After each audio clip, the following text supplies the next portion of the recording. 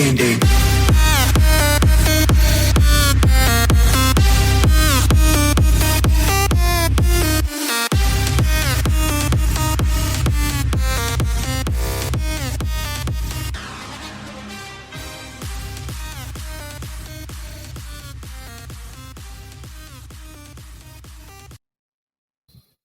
Welcome everybody to the next episode of Chiefs Focus First and 10. Here with JP and Caleb. What's up, bro? I mean, my name's Quentin, but What did I say, Caleb? yeah. Oh, I'm tired. Just one of those days. So used to saying Caleb, and I said Quentin. Yeah, so I said his name. What'd you think of that game? It's unfortunate. The way the game turned out, obviously, the Chiefs lose to the Buffalo Bills 24-20. It was a hard-fought game. I think our defense played phenomenal for the most part. Yeah. There was some key fourth down situations inside the red zone, for example, that they stepped up and they played up to, the potential of this defense. We are talking about one of the best offenses in the league with the Bills, and to see them step up twice on fourth down and stop them, hats out to this defense for coming in and making some plays. You know what else they did? They really stopped Josh Allen from throwing the long ball like he's done in every game this year. He did not come in and throw those, 40, 50-yard bombs he's been doing in every single game and consistently throwing them. They kept him, throwing the little dinks and dunks and things of that nature, but they didn't allow – they really didn't allow anything. It was 20 they did a good job. I'm not going to complain about the defense. I think the offense started out good, went flat in the second half, and it hurt us. So they have to make adjustments in the right direction. And it seems like every other week it's something different. It's either they need to make adjustments on defense, which they usually do a good job of. Offensively, I don't know, man. CEH was non-productive today. He was absolutely not productive. And I think they should have left Pacheco in there because he was productive in the first half. That's just my opinion. At some point, he has to be running back one. Wiley, we have to find a replacement for Wiley. It's that simple. He's let us down more than once this year. He's serviceable, but he's not good. At this point, I'd rather have Cam Irving. Really, when I look at but all in all, it was a hard-fought game. It proved one thing to everybody, including Bills fans, that they were not the powerhouse team that they thought they were. They came up against a good defense, and they couldn't score really at all until the end. And it was on a couple of mistakes. You're going to get those out of three rookies in the backfield. And they did I think they all did a phenomenal job. We just kind of beat ourselves today. If you were just a fan of another team watching this game and nobody told you, I don't think they would have thought that these were rookie corners playing on the outside.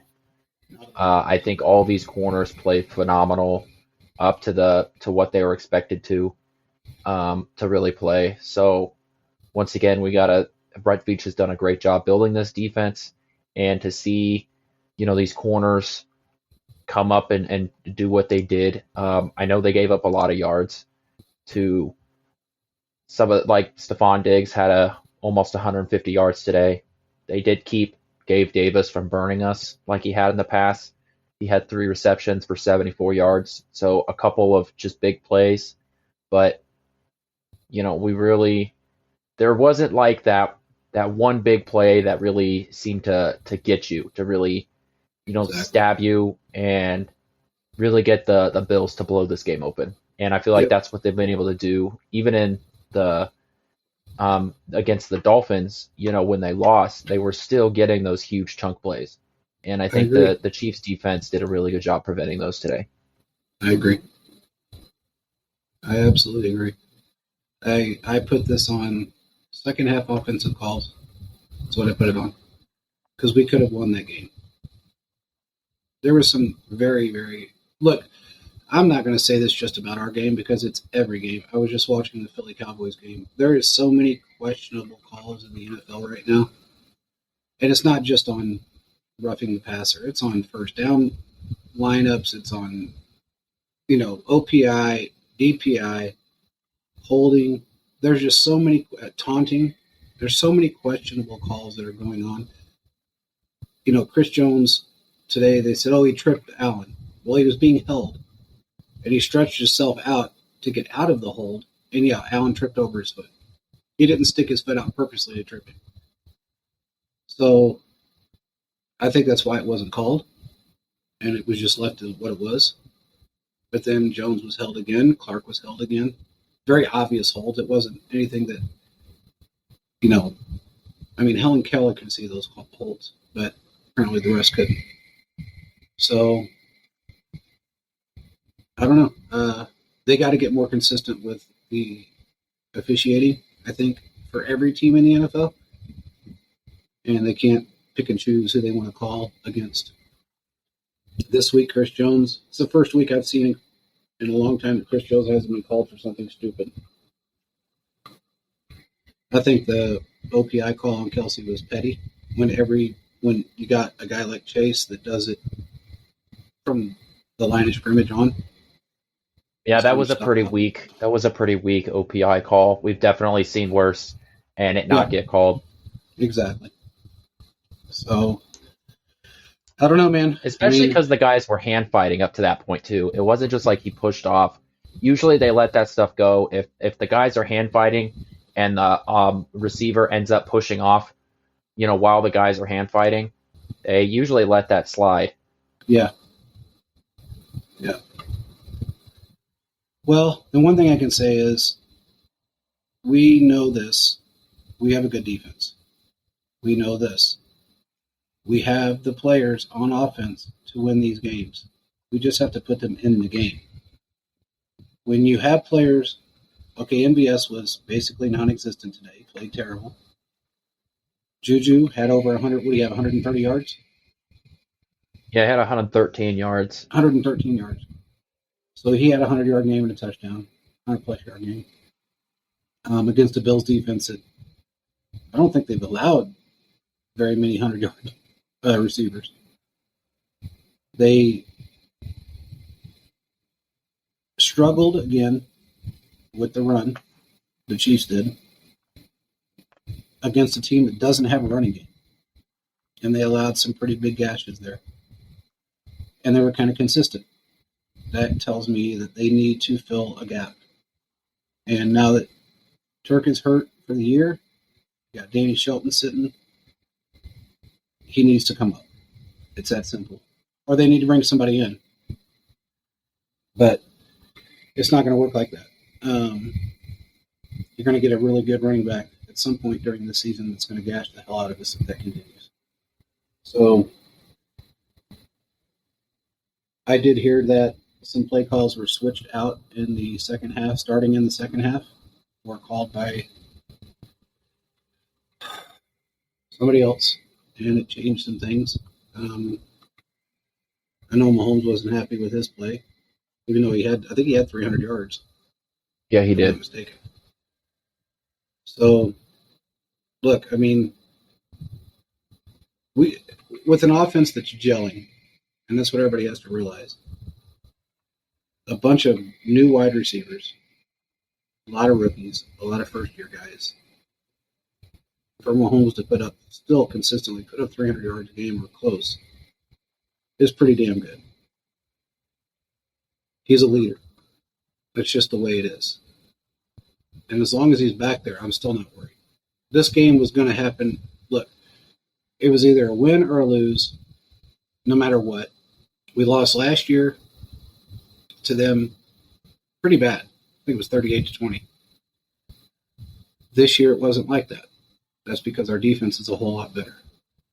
So when we meet them again, whether it be in Arrowhead or whether it be in Buffalo, I think our odds are about the same. It may be a little bit better on the road, just simply because we play more dominant. We're more dominant on the road than we are at home. And today was a perfect example of that. It's always been like that for us for the last 4 years anyway. We've been more dominant on the road, especially the last 3 years, I'd say. I don't know what it is, but we embarrass people at their own home. And then sometimes we get embarrassed at our own. But we just don't play as dominant. Our best game last year at home was the Raiders. So, and they were horrid. So it's not like we really did anything. I mean, yeah, we played an NFL team, but it's not like we went up against an NFL team that was dominant and went out there and just kicked the shit out of them. We played a terrible team and did really well at home. But for the most part, we play more dominant on the road. So I'm really not concerned with seeding it too much. As long as we're first, second, third, I'm okay. I don't care. It's obvious that we know Cincinnati's we're not going to gonna be win the there. AFC West, which means we're going to have a home playoff game. It's just going to be what comes after that. Exactly. Now, in terms of the reasons why, I think there's a couple of things you can point to as why we struggled today, why we end up losing this game. Obviously, the turnover battle. The 2 interceptions that Mahomes threw, the one in the end zone. You probably should just throw that one away. And of course, it's hindsight for that. The second interception that ended up getting sealed it. He was once again running out of the pocket, and he threw it into. There was one receiver and 3 Bills in the area, so he threw that into really a tight coverage. The guy that picked it off jumped the route and got it. So, he threw those because he was under pressure on both of those occasions. So, while Mahomes, I'm not gonna take it away from him the fact that he threw those interceptions, but I do think that once again we saw there was a lot of pressure Mahomes was under throughout the game. The Bills signed Von Miller specifically to beat the Chiefs, and we saw that work today. Yeah. He sacked Mahomes twice and got in his face a few different times. Yeah. So the offensive line play definitely helped the Bills win this game.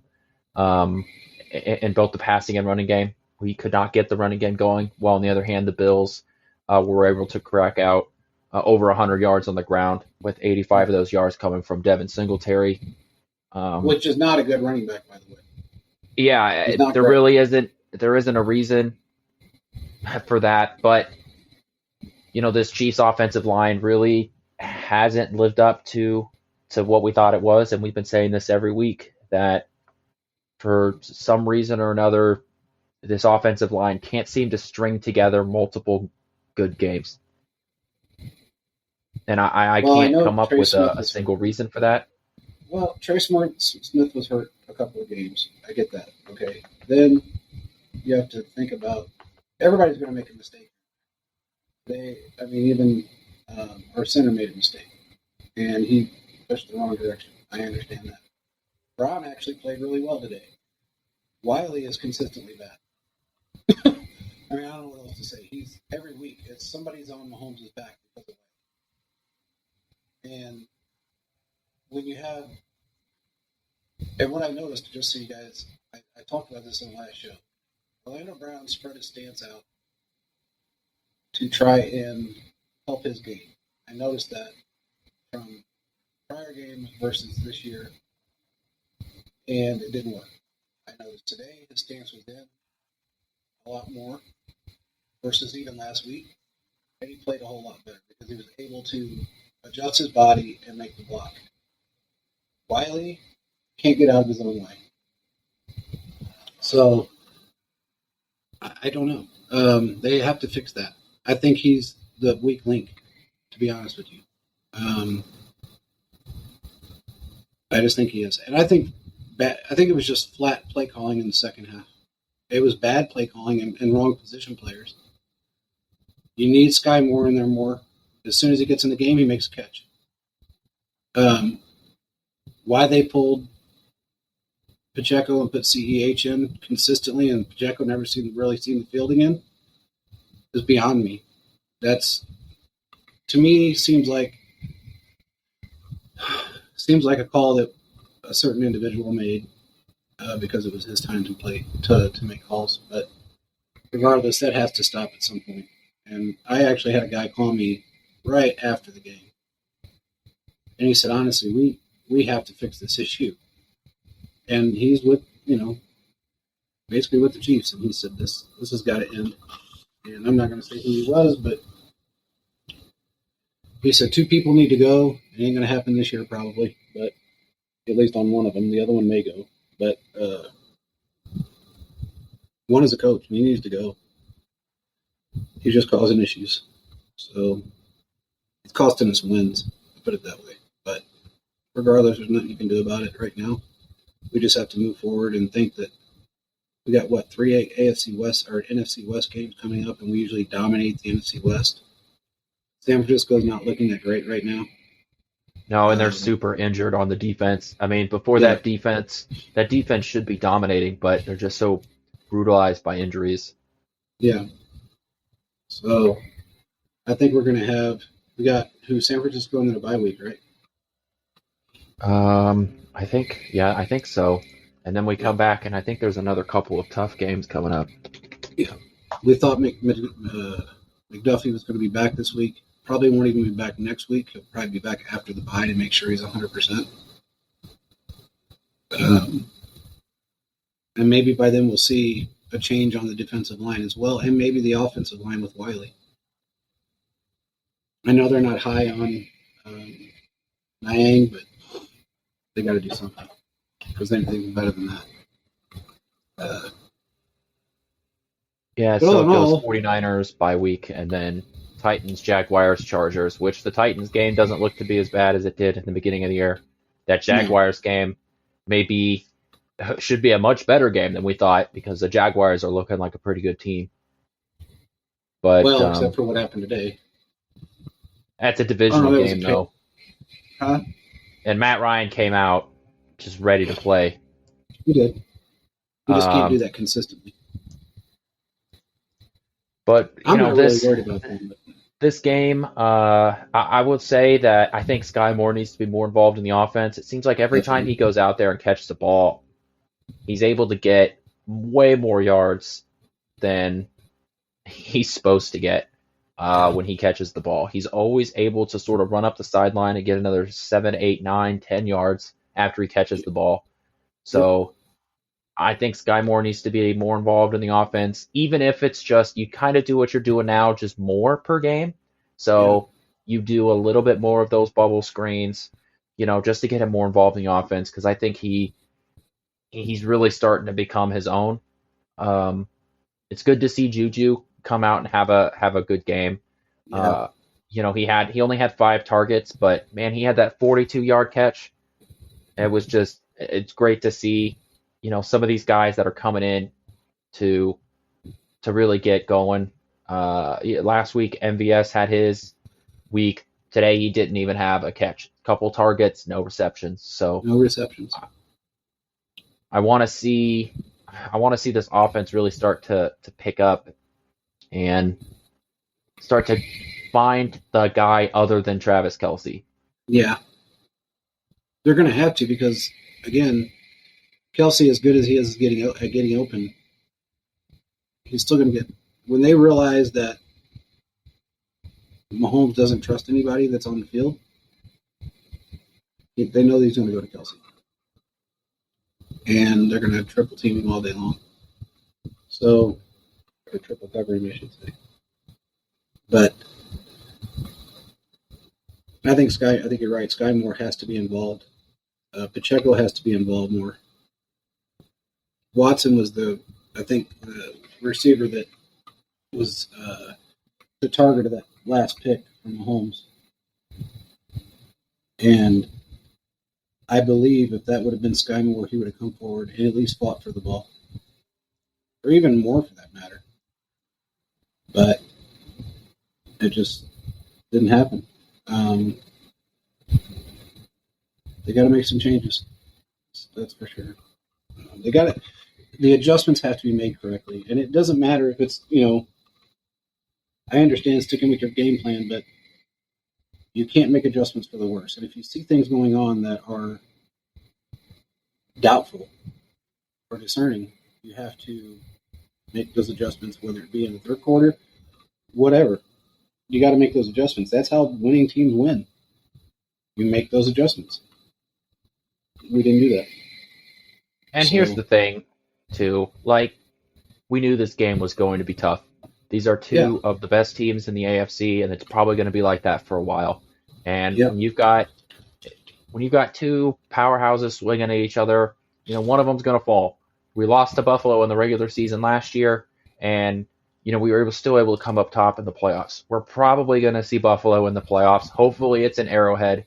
We know the Bills, just because of the way the NFL is, the Bills are going to lose another 2 or 3 games. That's just the way football works. And you will see what happens later on. Give it up to, we got to congratulate the Bills for playing a heck of a football game. Yeah. That Matt Milano, what a guy. I mean, he was all over the field, doing anything and everything they asked for him. So, Bills are a good football team. And this is not like the Colts, game at all, where, we really felt like every moment we should have won that game. We knew going into this game that it was going to be tough. And I think there's a lot of good coming out of this game, especially on the defensive side of the ball. I mean, when you're going out there with like 3 of your 5 secondary players as rookies, and you're able to do what you did and limit them to 14 points, I think you couldn't really ask more than that. You do need to have, your defensive line needs to play better. I know there was a lot, that offensive line was very handsy in that game, but, you need to be able to, when you move Josh Allen out of the pocket, you got to get him down. You got to, or hit him to where he's off balance and can't make some of those throws he was making. Because there was a lot of times where Josh Allen was moving out, and he does sort of that Mahomes-esque thing where he's moving out, his wide receivers move, and he gets a ball down the field. And when you rattle him, when he's moving out of the pocket, you got to get him to the ground because he's dangerous outside the pocket. So I will say that the defensive line needed to do a better job, not just getting towards Allen, but doing a better job at staying in their lanes. So I think that's really the biggest criticism of the defense that I have. But other than that, the defense played a really good football game. I agree. We're going to see for the next probably, barring any crazy changes, we're going to see them. I think this is the last year that we play that division. Am I wrong about that? Well, we face Buffalo next year, and they're an Arrowhead next year too. So it's next year, okay. Then that will switch. So I don't know. It's going to be a rival for the next 10 years. I mean, both of they've already faced off 6 times in these guys' career, and they're not in the same division. They've already faced off 6 times, including the playoffs. Yeah. So it's actually kind of crazy how often these two guys have slung up against each other for how short they've both been in the league. Yeah. And most of it's because of playoff berths and seeding is really why. Because usually I think it's a 4-year swing. You play a certain division, and then the next 4 years you play another division. But every year we play. It's just kind of how we did with Pittsburgh. We saw them guys for 3 or 4 years straight. In Indianapolis, we saw every year for 3 or 4 years straight.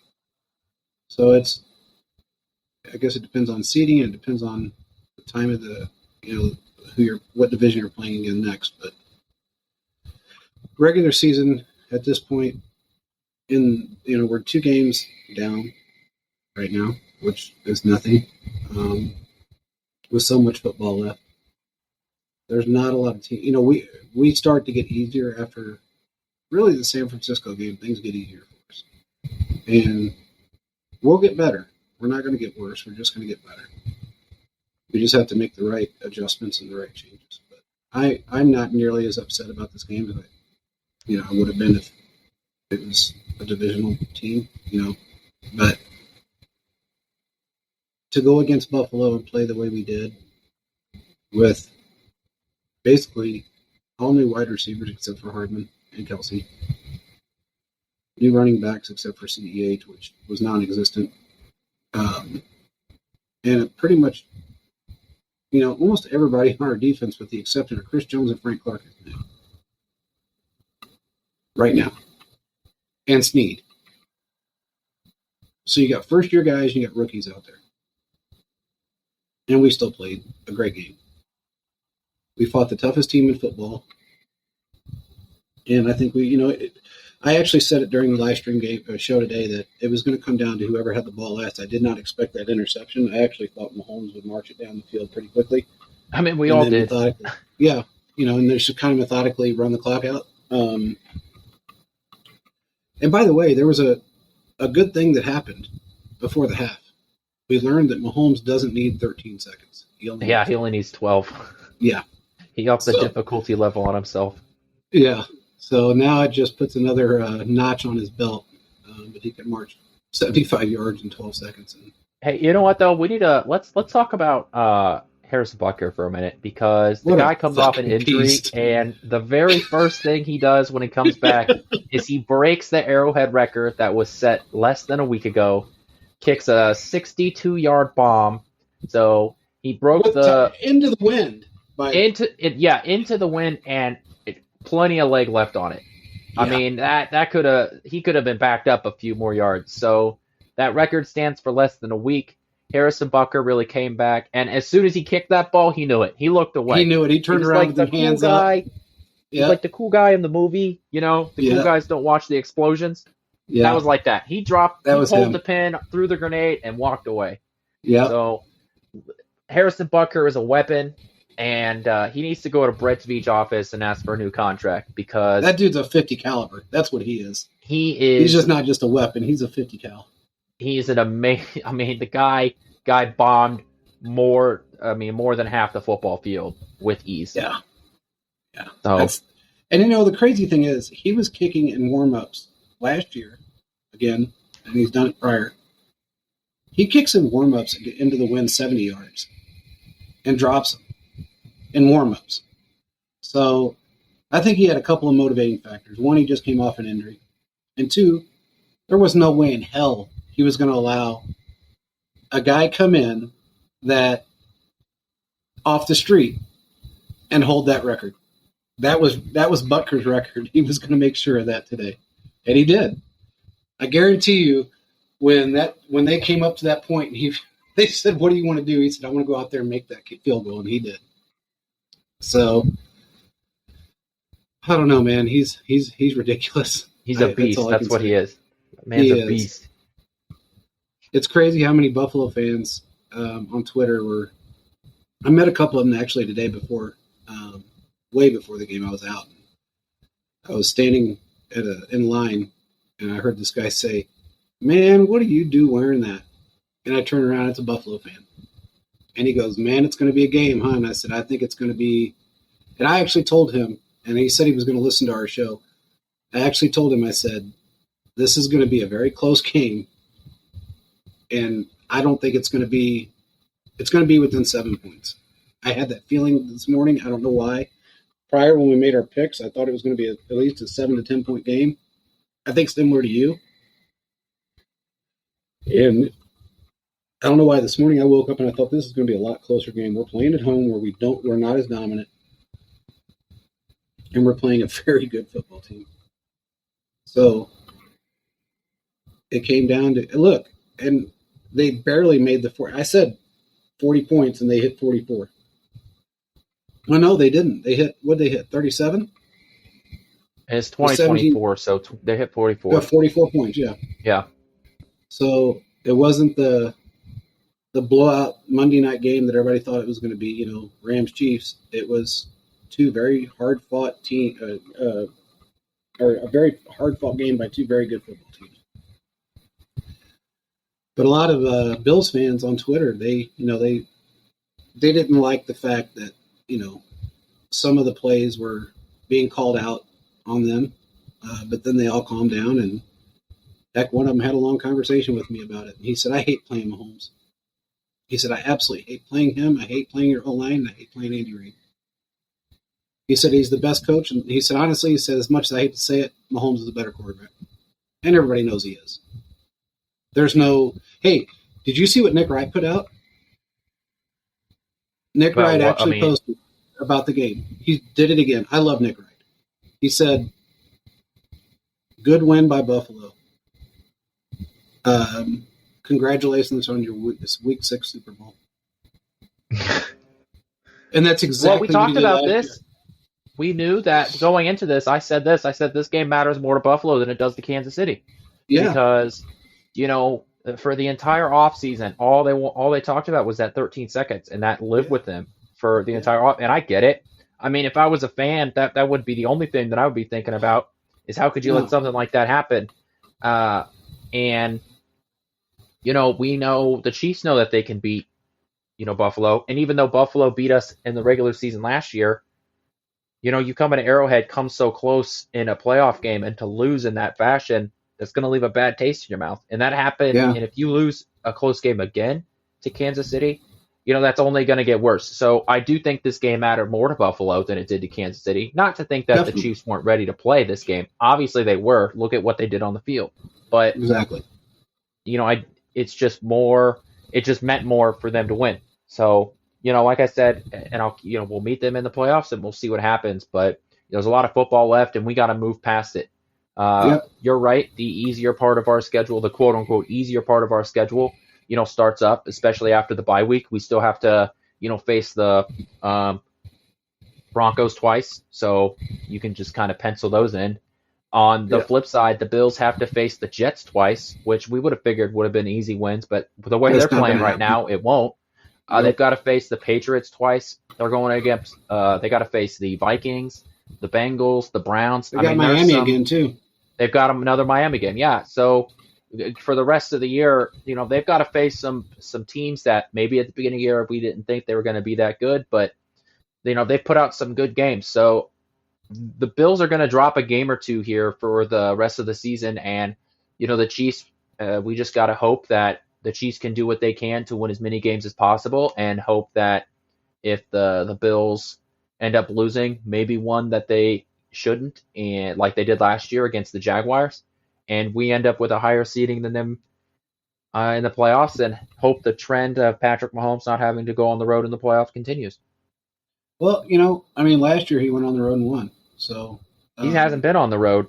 Oh no, he didn't last year. I'm sorry, you're right. He didn't. They met us at home. Yeah. Well, I'm not really concerned with him going on the road, though. As much as everybody might be worried about that, I'm not. I think they play more dominant on the road. And he's a playoff freak. Nobody's had the records he's had in the playoffs. Nobody's come back by the deficits he's come back from playoffs or Super Bowl. I'm just not really concerned with it. The guy has a winning record when he's down by 10. Yeah, or 20. Or 20. Think about it. That's crazy. I don't know too many guys that can be down by 20 and have the record that he has. And he's been down by 24 and has come back and won. In one quarter. He got back in one quarter. 1 quarter. That's all it takes for him. And again, I'm sure that at halftime, that 12-second run down the field really freaked the Bills out. Because I know they weren't expecting that. Even I think it was, who was it? Somebody posted, well, look, it was after we said it on the live stream, somebody said, oh, look, it only took Mahomes 12 seconds. He didn't need 13 last year. Which he didn't, because if you really look at the clock, there was 4 seconds left when Butker kicked that field goal. So, but Buffalo did get the rules changed. The overtime rules changed. So, we'll just have to see how it goes. But stat-wise, I think the Chiefs did very well. They got to step it up a little bit on the run defense. And I think when Willie Gay comes back, that'll help. I really do think that'll help. But they need somebody next to Chris Jones. They got to get some help there. And I think Danny Shelton's the answer. I don't know why Now, I did hear that because he hasn't been playing and he's trying to force the Chiefs' hand, that he was like, his agent was rallying to get him traded. I don't know the validity of that yet. I mean, I've heard that once, maybe twice, but if that's the case and Spags won't play him, and I think if Joe Cullen wanted him up there, he'd be up there. There's something going on. Not sure what yet, but there's something going on. Because I think if Cullen wanted him up there, he'd be up there. I still think the guy takes up 2 spots. It's that simple. He's a big, big man. And I think he'd be a force with Chris Jones. Frank Clark played out of his shoes today, by the way. Frank Clark was like a step away from making a lot of tackles. Yeah. Yep. But he forced so much pressure that it caused it caused disruption, and that's what he's there for. He's not there to hit every sack. He's there to create pressure and cause disruption, and that's what he did today. So, hats off to the guy for playing through that illness and that doesn't go away, by the way, everybody. That is something that he's going to have for the rest of his life. He feels it every single day of his life. So, get off his back if anybody's bitching about him, because it really pisses me off. You couldn't go out there and do it. I promise you. I promise. Not many people can go out there and do what he does for 4 straight quarters. Not with what he deals with. So, and look at Seattle right now. Let's go to the NFC really quick. Seattle is killing it. Now, I will say this. It gives you a great indication of why Pete Carroll and Russell Wilson do not like each other, and why Carroll wanted him gone. That's why. Geno Smith is leading the league in more percentages in different categories than people give him credit for. It would be really funny if Geno Smith got an MVP vote this year. I'm not saying the award. I'm just saying that he gets 1 vote, so we can say he got more MVP votes than Russell Wilson did. That would just be really what? I think he will. He keeps playing the way he is. He will. I think he's playing the way he is. He'll win it. I think he'll win the MVP. Yeah, he might win. They may win the division. Yeah, the Eagles are the Eagles right now, but who knows what they're going to be in 4 weeks, 5 weeks? I don't know. I think the Eagles are on a hot streak. I'm not taking that away from them. I predicted tonight they were going to kill the Cowboys, and when I started this show, I think it was 24-0. Yeah, they were killing them the last time. Yeah. But it's the Cowboys. They have some good players, and they have some really bad players. And they don't have the best coaching.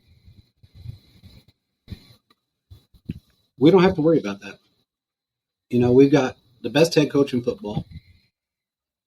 We've got the best quarterback in football, hands down. And we really do have a great defensive coordinator, as much as people want to give him shit. He's a really good defensive coordinator. And again, for everybody out there, this is the fastest a Spagnuolo defense has ever taken off, ever, in his career. Right now, I think as of last week, they were ranked 17th overall.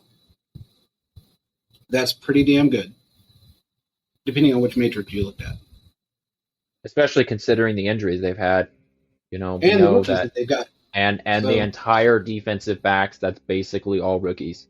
I cannot stress how well that they have all played, and you're missing your number 1 draft pick, too. Exactly. So you've got to take that. Not only are they playing all rookies, but they're missing who's supposed to be their best one. And I do think, we could have used him today, but hopefully he'll come back next week, or, maybe you bring him back right after the bye week. I do want to get to sort of go over what we said in our Believe It or Nots newsflash. Oh, by the way, hold on real quick. Per the NFL, our defense is ranked 2nd next to the Bills. Yeah. There you go. So if that tells you anything, I'm okay with that. I'm really okay with that. Yeah. We were. I asked if Clyde would go over 45 rushing yards. We all had the over. He went for 33. So we've talked about the Clyde how many struggles. He had 9 carries. He was doing 3.7 a clip, which isn't horrible, but you want to see more. Yeah. Man, he's so up and down, and it's just really frustrating that, you see the potential there, but he just can't seem to get out of his own way. So I don't know what's going on there. You know what it is? I started thinking about this, Quentin. Think about it like this. Okay, if a play is called and it says go up the middle, and the middle collapses prior to him going up the middle, he still goes up the middle. He doesn't think outside the box and he doesn't improvise. Where other very good running backs, a Pacheco, a Kareem Hunt, I can name off 5 others, that they see that collapse and they stop, they reverse, they find an opening, they're quick enough to make that move, and they burst through that hole. But I don't know if he's quick enough. That's the problem. I don't know if Clyde's fast enough to do that. And the other thing is obviously rushing yards are, unless you're an elite running back, rushing yards are also driven by your offensive line. So there's that, and we've already talked about that. The other Why one, is it that Pacheco can do so much better though? Because Pacheco is able to hit those holes just better, because he can hit those holes better. That's it. And Pacheco's an angry runner. Very angry runner. So he's got that going for him too. That's funny. I put that out on Twitter today, and Kyle Brandt liked it because it's true. That run he had, that was just like, I am friggin' pissed off at everybody, and I will hit you and make you bleed type of run. I'll hit you so hard your mom will feel it. Yeah. And that's just what he looks like when he runs the ball. I want your mother to feel this when I hit you. And that's just, he needs to be running back 1. I figured he would be by now. I don't know what the hell Andy's waiting on. I really don't. But it's frustrating. It's time to admit, Veach. Sorry, I understand you don't want to. You wasted a first-round draft pick. It is what it is. People make mistakes. Move on from it. That's simple. The next, believe it or not, we talked about how we knew Stephon Diggs was going to get his, and he did. 10 receptions, 148 yards. So the question was, would Gabe Davis burn us for over 100? And we both took the over, and Caleb took the under. So Caleb was right. He went three receptions for 74 yards. So kudos to Caleb for taking the under there and being correct.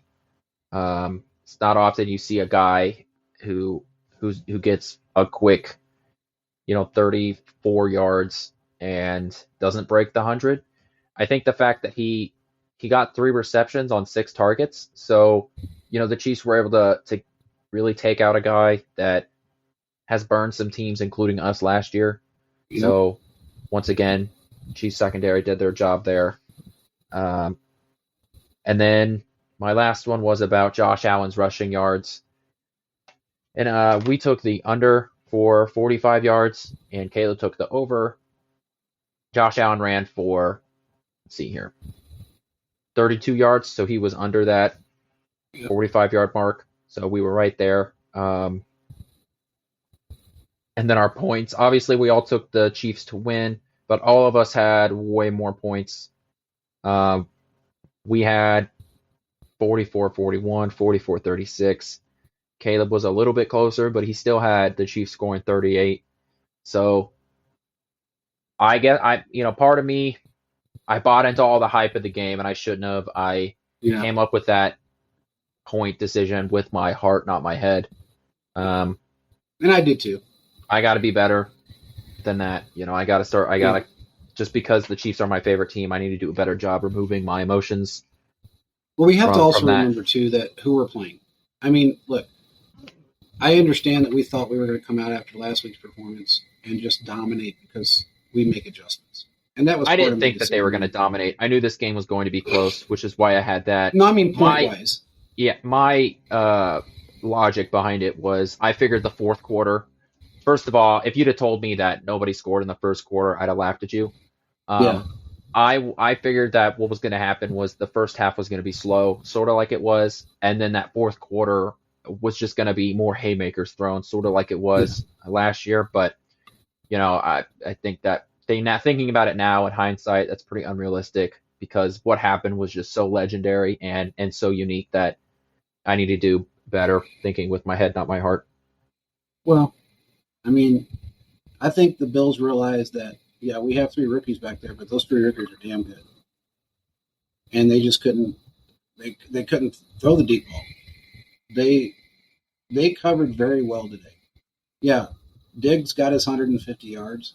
That's great, but regardless of how you look at it, you still got three rookies in the backfield that allowed one wide receiver to get a lot of yards.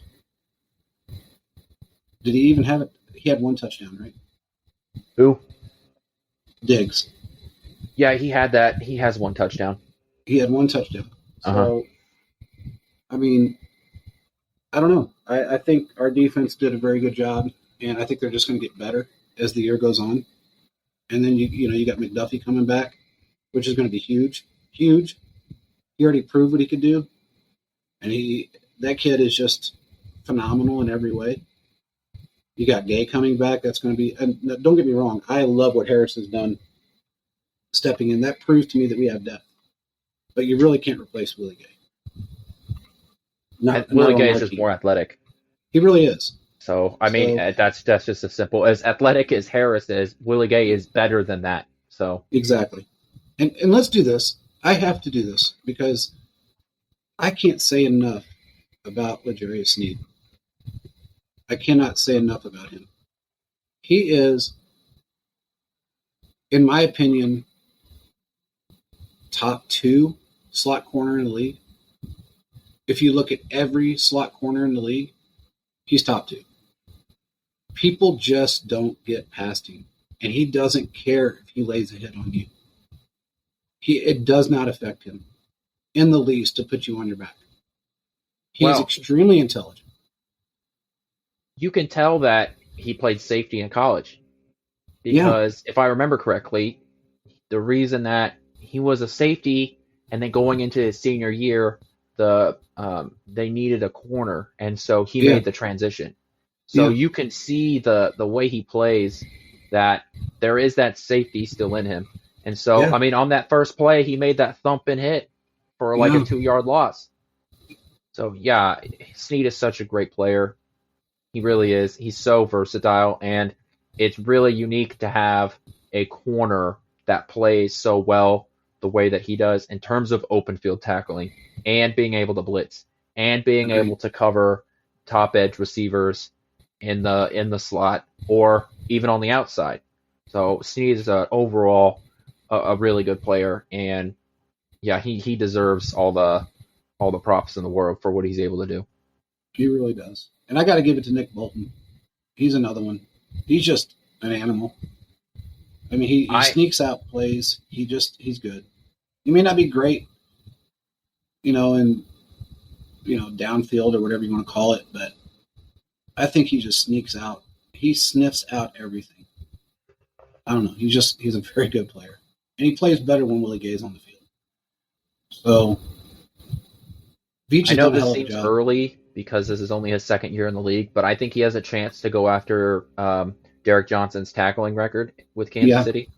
Because when Derek Johnson was first here, he was in the doghouse, as per se, with Todd Haley. Yeah. So he didn't play a lot his first couple years here. And while Nick Bolton did get to play a lot last year, he still led the team in tackles. Yeah. And it seems like every week Nick Bolton's turning out double tackle days. Yeah. So if he plays his whole career here for Kansas City, I think Nick Bolton is the leading tackler for the Chiefs when it's all said and done. And I know that seems hyperbolic, but the only knock on his ability to play is that he's not great in pass coverage. Well, That's it. that's why you have Willie Gay.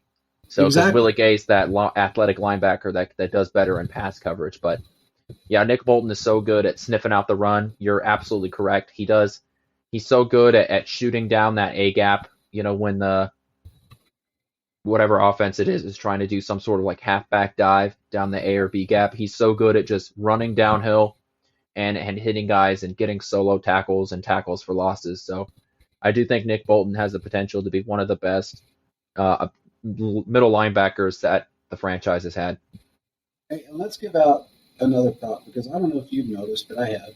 Every single time Carlos Dunlap is on the field, he makes an immediate impact, and it's constant. I love that, the mentality that he has. I love his intelligence, and I love the fact that he's got such vision. He can read everything that's going on prior to it happening. He is a phenomenal player. I don't know why he's not in more. It may be an age factor. I don't know what it is, but he needs to play more often. I think he needs to be in the rotation more. I think it would be a good thing to rotate that defensive line possibly more, just in general. Yeah. That sort of keep your legs fresh thing. I mean, we saw what Dunlap did today. He had that pass block, which seemed pretty common on both sides. Both defensive lines were getting their hands up and deflecting passes, but when a pass gets deflected, I mean, and chaos ensues, and that's what you want as a defense. You want to inflict as much chaos as possible. Exactly. Carlos Dunlap has one or two plays a game. He's either hitting somebody in the backfield or he's deflecting a pass. And, when he came in here, he was averaging 8 sacks for his whole career. And that's what he's on pace for. He's exactly what you paid for. He's exactly what you wanted to get. And no more, no less. Carlos Dunlap is a great guy to have on this roster. I feel good about this team moving forward. I mean, I me really too. do. I don't see there's not really a huge flaw except that offensive line, which obviously is a big thing. But I still trust that they're going to figure it out. I still trust that they're going to fix it. And I think that if you figure out how to work this offensive line and how to run plays that work well with this offensive line, to this point, I'm kind of surprised we haven't seen more, especially in the second half when defenses are starting to tee off and just hit Mahomes. I'm surprised we haven't seen more like boot style plays because we know Patrick Mahomes does so well on the move.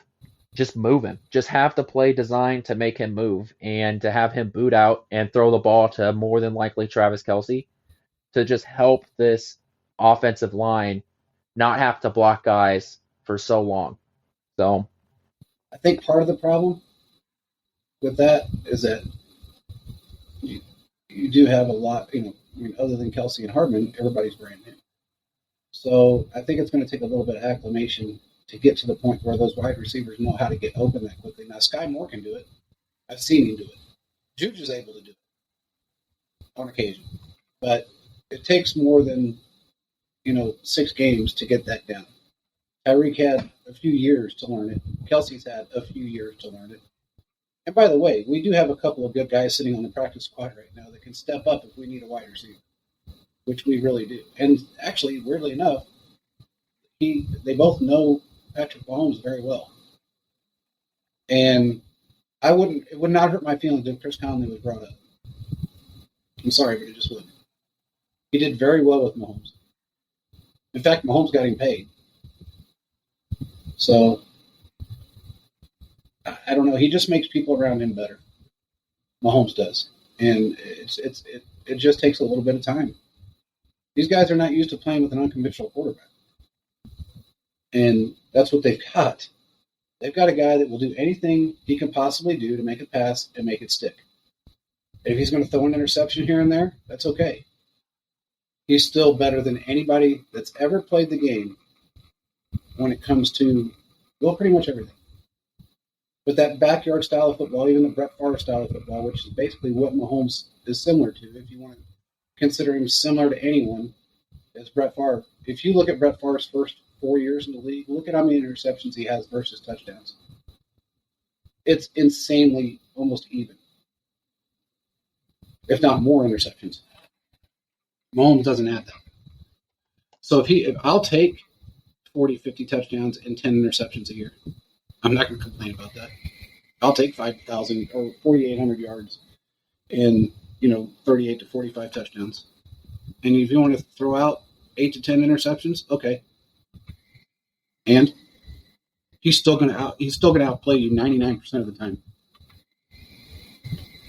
And with every other quarterback in the league, with the exception of Josh Allen, I don't know anybody that's close to him.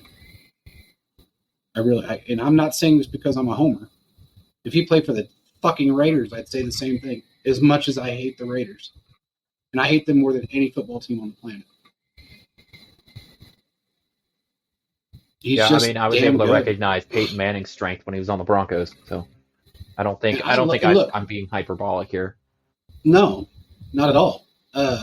I think, and if you want to get into that really quick, Peyton Manning, in my opinion, was a much better quarterback than Tom Brady throughout his entire career, given the fact that he had absolutely no defense for the majority of his career.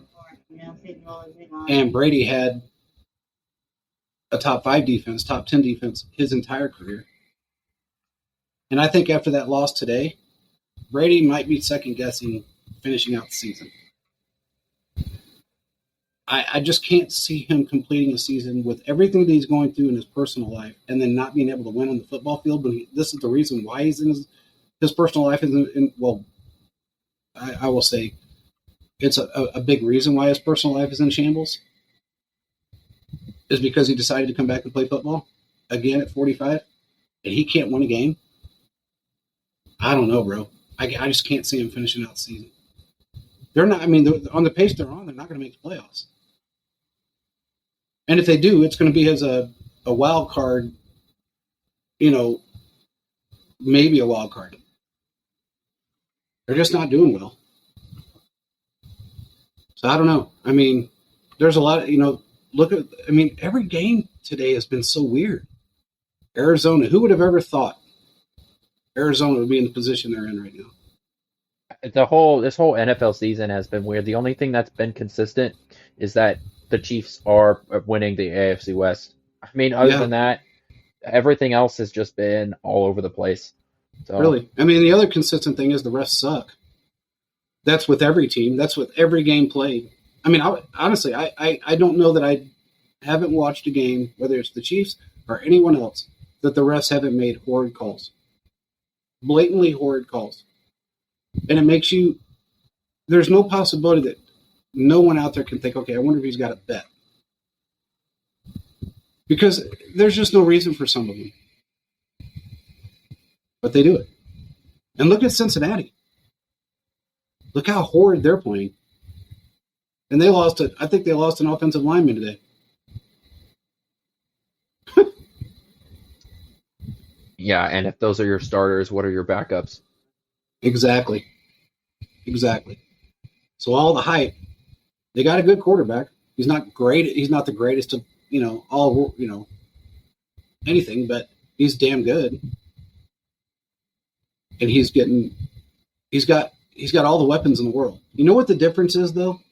When we had a crap offensive line, and when I say that, I mean everybody was injured, Mahomes still made something out of nothing, running for his life. He's the Fran Tarkenton of the new era. He had the greatest incompletion of all time. Yeah. Fran Tarkenton can run. He would run 40, 50 yards in the backfield before he threw the ball. And Mahomes is just as good at that. And I think what throws people off the most is that his eyes and the way he moves his arms as he's running with the ball, a defender doesn't know how to tackle him. And he's so damn fast at getting away from people. He can sense it. And he knows when to pick up the speed. He knows when to slow down the speed. He knows which way to cut. You can't say that about Josh Allen. You can't say that about anybody, really. You just can't. And by the way, I don't know if anybody saw it today. He threw a fucking curveball with the football. He did it today. That ball curved to the right. Went right to Kelsey, and I went, holy shit. And I looked at it from a different angle, and it was a curveball.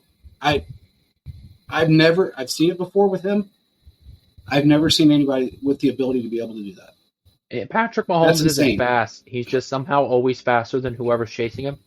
If there's a defensive That's lineman everybody that's chasing ever him, chased him for the most part. yeah, if it's a defensive lineman that's chasing him, he's beating him by a step. If it's a corner that's chasing him, he's still beating him by a step. So Yeah. he's just always a little bit faster than whoever. It's like he's a tenth of a second faster than whoever's And I think it's chasing just him. more. I think it's more awareness. I think it's awareness in the way he presents himself as he's running that makes him faster. His eye movements, the way he looks down the field, the way he acts like he's going to throw the ball, these little subtle things that he does makes him so much quicker because nobody knows whether he's going to throw the ball, not throw the ball, if he's going to run with the ball. They don't know what he's going to do. And I think that's what makes him so unique.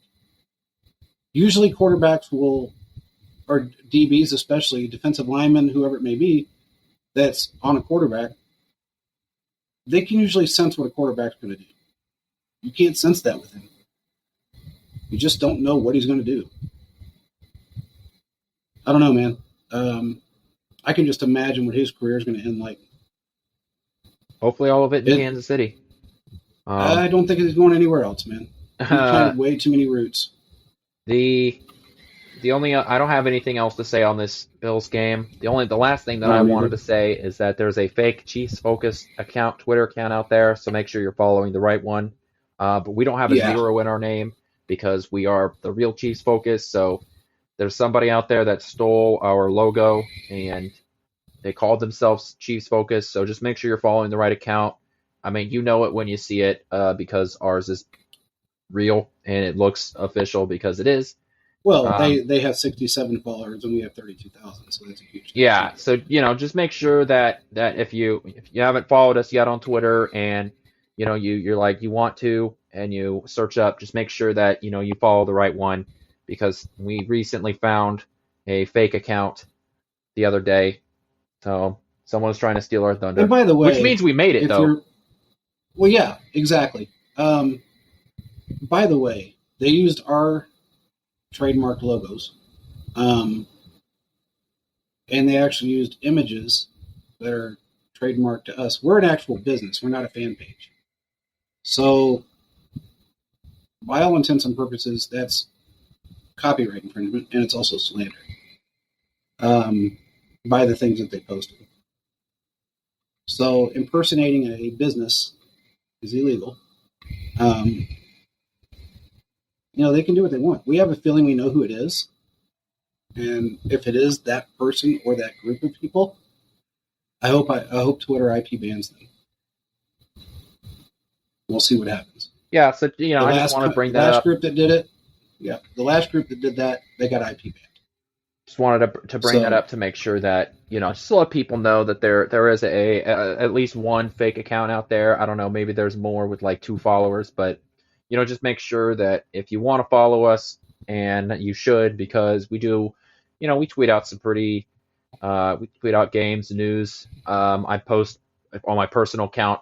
I break, some news that when it comes out, and the Chiefs Focus always retweets it. So, you do get some sort of frontline news when you follow us, and all of our articles and stuff come out there too. So just make sure that if you want to, you do choose the right account, because that would be frustrating if you wanted to receive our content and you choose to follow us and then you choose the fake account, which provides you nothing. And I don't even know if they're still up at this maybe point. Hopefully by the time this comes out, Twitter has done something by it, because we did bring it up to Twitter, but who knows what's going on with Twitter these days. So well, they did change a couple of things immediately when Musk took over. So that's it. That's all I wanted to bring up about that. I just want to let people know that is something we found. Do you have anything else that you want to add, or are we? No, I just saw that somebody in our group chat put, "I really miss Willie Gay right now." Yeah, no kidding. I think we all do. It's one of those things where you don't know what you have until it's gone. And I think here, exactly. I think we really talked about how impactful he was, but you don't really know how impactful a single player is until they're not there. And we see the impact of that, even though Chanel has been so good. We just know that Willie Gay is just more athletic and he can make more plays, especially in the pass coverage game.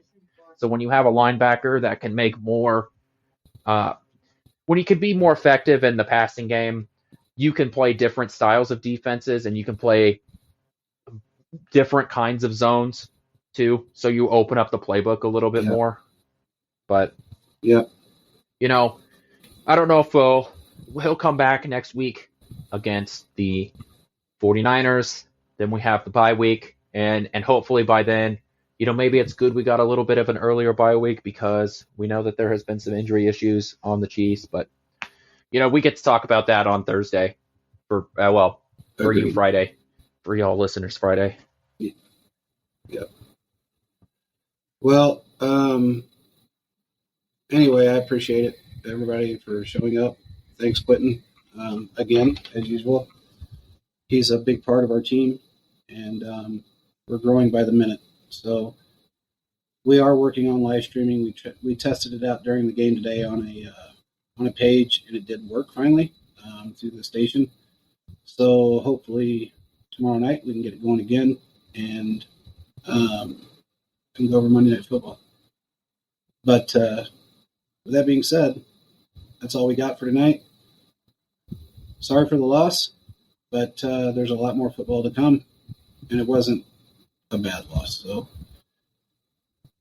we will talk to you guys on Tuesday.